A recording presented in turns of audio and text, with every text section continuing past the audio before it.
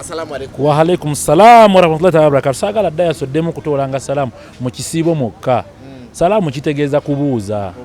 Era bo eri bwogenda mu nsi z'Abawarabu. Salamu kubuuza ne bosanga munnoba mu mbeera teyono. Bukyanga nkusanga kyekirevo kikuziza sinagaana. Nitutoliranga ku salamu ojintolera mu kiseera kino. Kale si kirungi. Kajja kitolanga. We bale kutuka mu kisibo kino. Alhamdulillah. Alhamdulillah kikulu kubanga abantu bangi abalusuddemu akaba. N'okubanga tukyaliwo tukyebaliza Allah ate ekisibo kino kirose ne kijja mu kiseera kino ekyakanayo kyani katya gwe bikusanyusa kyogaba buli kimu kyolaba tunyonyole gwe mweyisaako nze muntama awana Uganda mwakulaawo Allah mweyisaako kyogaba buli kimu kikusanyusa tukiryokke nze mbeewuunya mwena okuba music ono wa R&B oba omukwano mugujjawo obudde buno tulina kuba music oyo bagadagada gabanga kwayiseeko dda lwagala libakuba luma mitwe eyo kye tulina obba wali oli advocatinganga music omulungi kati ate wazze mwoyo abaana bo bamwetuumidde bo bennyini baboga mu music anti waliwo ekiseera waliwo ebiro lwakuba ffe bwe tutunulira ebyawandiikibwa Qur'an Bayibuli tetwagala ziwa budde nebiba byawandiika dda nti ebiseera bikyuka wabeerawo ebintu mwe byemulaba ng'ebitali bituufu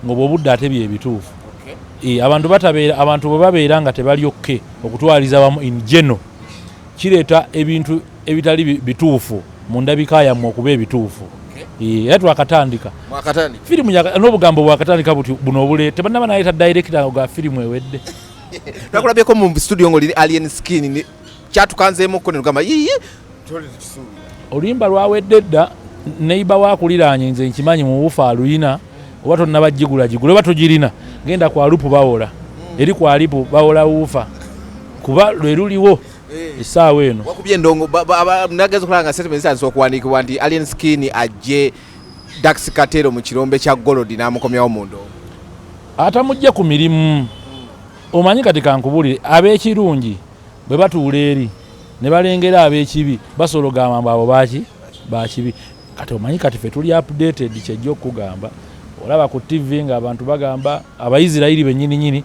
ng'ate bakugamba mbu Yesu tebagala kuddayo kuwulira amusomesa kyokka ng'ate ffe tumanyi mbuno muki muju beeyo kati ng'omanya nti ebintu budde buzze kuki buzze ku bunnaabo Dax Kartel abaddewo naye nga ye ku TV zammwe nga taliiko olw'ebyo olw'ensonga abaliyo sibe balina okubaayo baani abali abatalina kubaayo andi gwe mwe mubuuza ebibuuzo ebibonyabonya Uganda ne mubiyitako bwe tubeera ebweru wa kamera ne mubyogera kati nze nja bibagamba nga ndi mu kamera ebintu ebisinga okubonyabonya abantu mu Uganda abantu kubeera mu bifo byebatalina kubaamu ekyo kimu misplacement ate mumanyi n'ogamba abavubuka babeera eyo tebaasoma njagala muleetayo omukale yasoma challenging misplacement nawe ku mulimu woli waliwo omusajja abeera ku mulimu awo ng'ababonyabonya naye nga talina kubeera awo mumusinga qualification ni mumusinga okwagala omulimu naye olw'okuba muganda wa gundi simanyi yakola atya aterere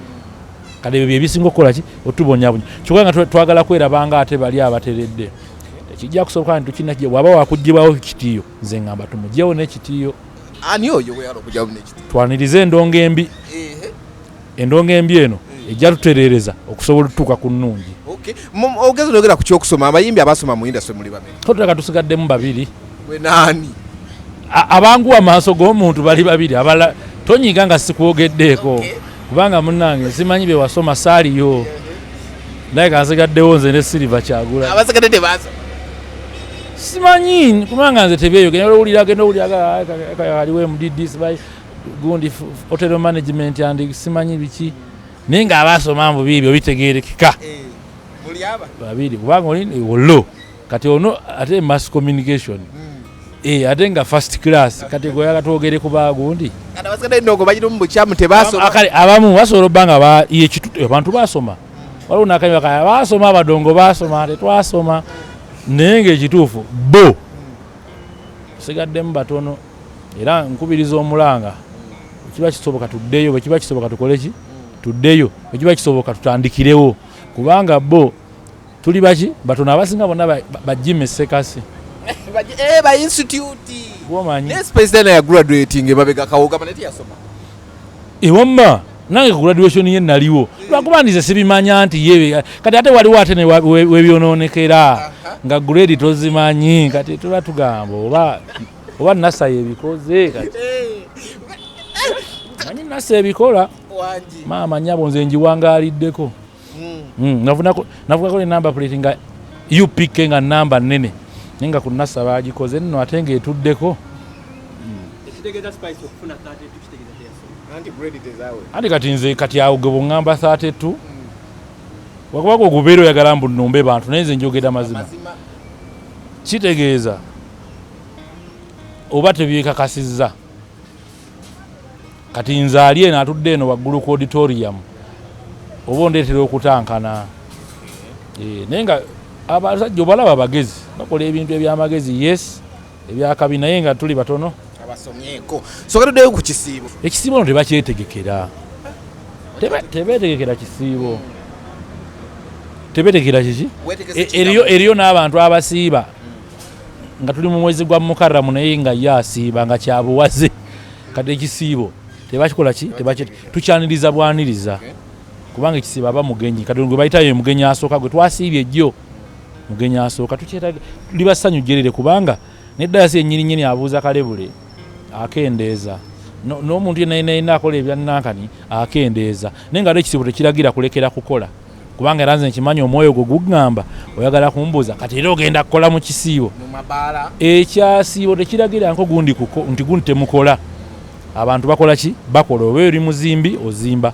oba oli muki okola bwoti wabula bw'obeera okola ebintu byolaba nga kyesittaza weddako ate kiba kirungi bw'oba wezzeeko ekisibo ne bwe kiba kiwedde n'osigala ng'okola ebiki ebirungi kubanga tomanyi oba namandaani neddako eneekusanga ekisibo kiragira okusonyiwa obwetowaze n'ebiki ebintu ebibadde mu ndongo muno nga bikyamu mugenda kulaba mutya nti nno mu kisibo kino mubisabira biveewo kale oba bikendeereko ani nze nkugambye wakuba mmwe oba interview muzikola nabaki nenze kyenyiza okugamba endongo gwe byonna byonna byogirabyemu simanyi promota gundi akoze bwati babundi bakoze bwe bati ebyo byonna byayogerwako endongo yabyeyogerera endongo yabyogera bwoba owuliriza music wa Kafeero basudde yagamba nolaba Kafeero yagamba nolaba akakolwa nkazanyira mu musiri ogwateganya bannyini gwo nyini kajagala z'obugulu endongo bayabaddamu dda mwenna nga olazemo ba promoter mwenna abo gundi simanyi akole kuzanyira mu musiri ogwateganya baki bannyini bwo kali ne basudde ennyini naddamu era nakkaatiriza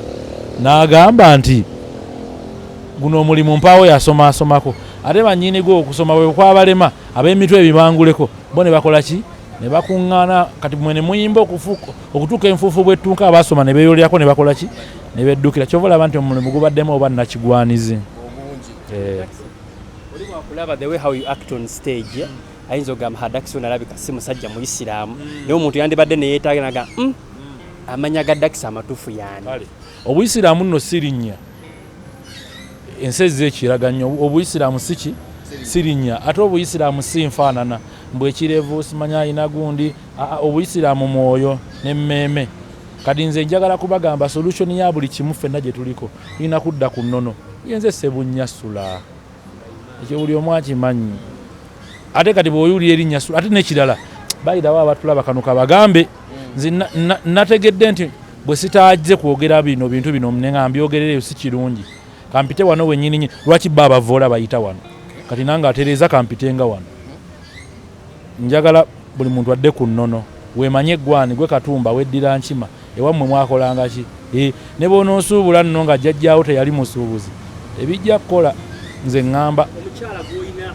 yali mukyala musiraamu yakyuka bukyusi just because of you ate onatuzizza mu history kubanga twali kibuli ennaku z'omwezi nga 2 kitegeeza momo n'afuukaani Mariyamu kati goba otuzizzawa mabega era nzi kyoba omanya nti okusibulukuka okwange bwe banfumbira emmere ndya buli ndi musajja muwoowe osooka kulya n'olyoka olyawo osooka kulya byoyagala okwogera mbimanyi kyova olaba musoose nakkusaba bbaluwa ye ey'obuyigirize nze nakoma okulaba nga oli wannabaka ku masajja se primary simanyi oba gye wakoma naate si gye wakoma nakulabako mu yunifoomu y'empale empanvu nkugambye ajati afumba emmere nenjirya kuba muwoowe era ndi musajja mutuukirivu mutukuvu naate ndi musajja wa nnono tokibuusa nze Ssebunya nze Sulaimaani buli omu amumanyi yali musajja mugezi ng'ayogera n'enjiibwa nabbi oyo mumanyi kati gondabawo obusirumu. I'm a Muslim, I'm a Ugandan. People know me as Dax Kartel Awadde. I went to school, various schools. I remember I started in Masajja, where I come from. That's where I started in Mother Care Kindergarten. Then I went to Masajja Primary School till I went to Chiunga Islamic Primary School. I went to J College Masajja, DK Secondary, then Masajja Secondary School, up to Kampala University, where I pursued bachelor's in mass communication. Where were you raised, born and raised from? I was born, made, raised, manufactured in Masajja.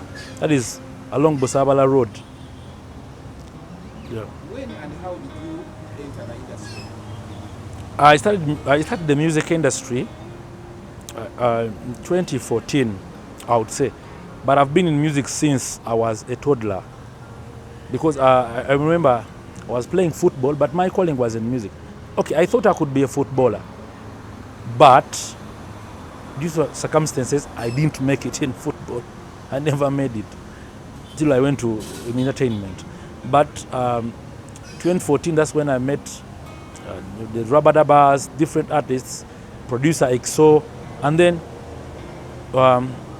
we did a lot of experiments till the exposure in 2016, when I made a song, breakthrough. It's called the Bala.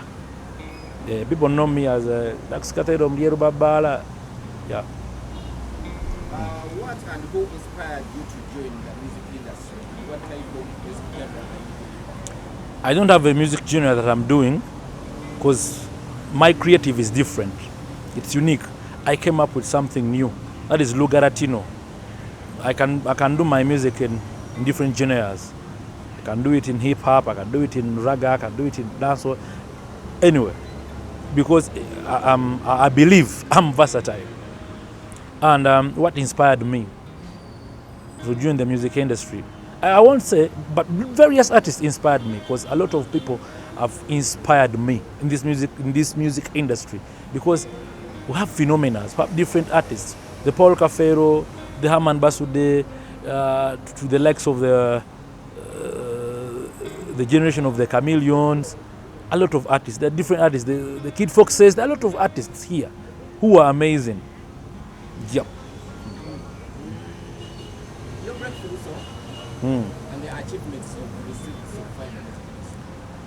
the I've achieved a lot beyond my expectations, because I've met a lot of people, and the dynamics I have lately, I've met, music can take you everywhere. Your shoes on. What do I mean when I say that? I've met various people with different profiles. Look at what I'm doing today. I'm in mining and extraction, but it's because of music. People look at you like, hey, this is the Dax Kartel we know, and then you share your knowledge. And I've met a lot of people, different people. People in the media, people in sports, everywhere. It's music that is making me. I don't say the sky is the limit to me. The sky is the point of the view to me. Yep. Bala, I did Bala, I remember. It came up. I was doing my music. By the way, I didn't break through I never made a breakthrough as a song, but it is my profile as the artist. Dax Kartel was the breakthrough, not the song, because I did a lot of songs before Bala. Riomboka, Self-Service with Shiba, a lot of songs. But Bala was phenomenal, because I was like, let me challenge myself. I'm this person who challenges myself. I was like, let me challenge myself. Let me tap in Kadongo Kam with the rise of Backslager, and then we fuse. It created magic. I was like, hey, who is this guy? Is this guy a drunkard or what? Because of the characters and the character I portrayed on that project. But my music is elementary because everyone participates. The producers, the managers I used to have then, we could sit together and then we create magic. I won't say I did it alone. As a person in the music industry, people don't know other challenges that are surrounding you, but as a person, what challenges have you faced? Challenges, but there are a lot of challenges, I would say. But the main challenge is people to get to know what I'm trying to portray. Since I had a different satire,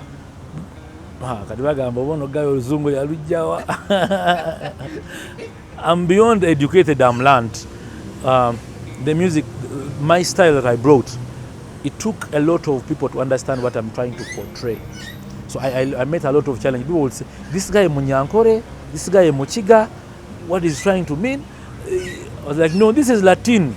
This is Luganda and Latin, Lugaratino. So I faced a lot of challenges. And then still, I want to leave it out. Our musical industry, especially the media, I don't know why they take a lot of time to understand that this is epic.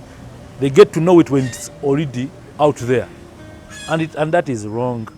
No, I blame the Ministry of Education, because why? The question we're supposed to front at the beginning, at the media ethics, they always bring it at the end. It's supposed to be at the beginning. So it took me a lot of time to break through, because people didn't know what I was trying to mean. And then people used to judge me. You could perform like, oh, you're at a midday, and man, like so. What keeps you moving as an artist? What keeps me moving? Because I know where I come from. I know where I come from. When I look back at Busaba Road and I see, hey, so they're trying to make up our road. Okay, let me go on. So things are changing. And the nature inspires me. Because when I go back to the village and in our compound, I used to see it when it was very big. Today I see it small. I'm like, hey, so the nature inspires. When you go and see a little tree you left, now it's a big tree, you know, you have to keep on moving. Your best songs from your music? My best song? Okay, the one, I've never done it, I think, but already I have one that I can see. And even I don't know what it means. Me, myself. I was like, how did I come with something like of this kind? And I'm like, I have a song, it's called Jealousy. A lot of people don't know it. Few people know it. It's called Jealousy. You look for it. You go on my YouTube, Jealousy by Dax Kartel, and listen to it. It's different. Another one, I haven't done it. But when I sleep, I dream about it. Your favorite Ugandan artist? I have favorites, not favorite. I have favorite. I have different artists that I look up to. Others are late, others are still living, because everyone has his own way of doing it. But I like people who bring in something new. I have a lot of artists that I'm looking up to. Aman Basude was great, Paulo Cafero, I cannot even mention it. A lot of artists when I look up to. And even these ones, the Kenzos, the Chameleon, Bobby One, everyone up to. A lot of them inspires me. Even Ariane Skinny. Yeah? Even Ariane Skinny. Why are you laughing? Why am I saying so? Because Chali Wange, mbadde naye, nyane bachali bange bendaberanga nabo, nga tukola ennyimba ne bagana nozita, ne babeereyo nazo, kati ye ne tuzikola ne tuzita.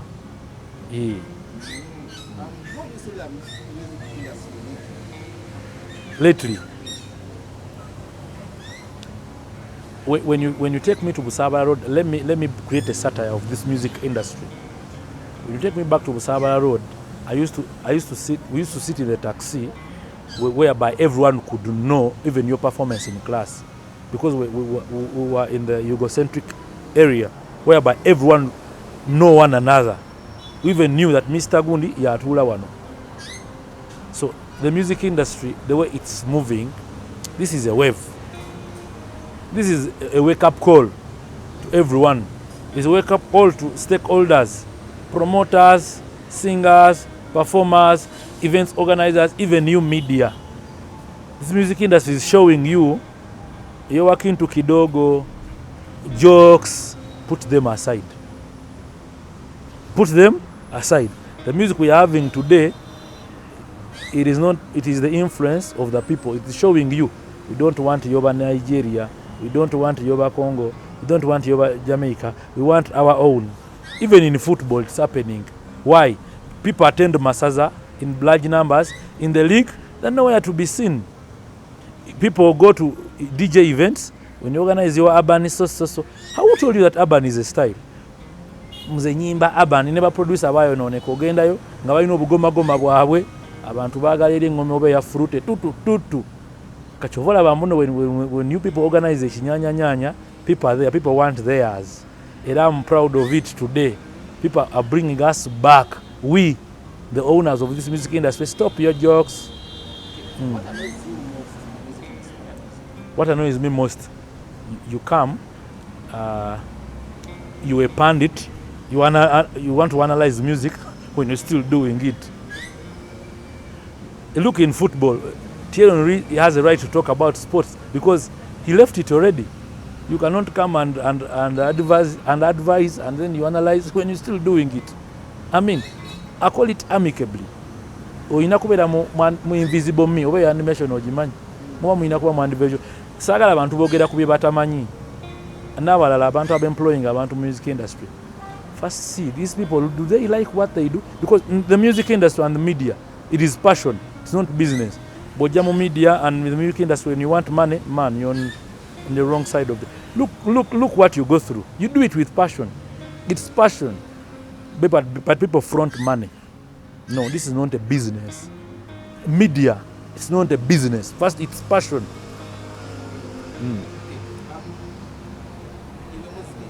I am.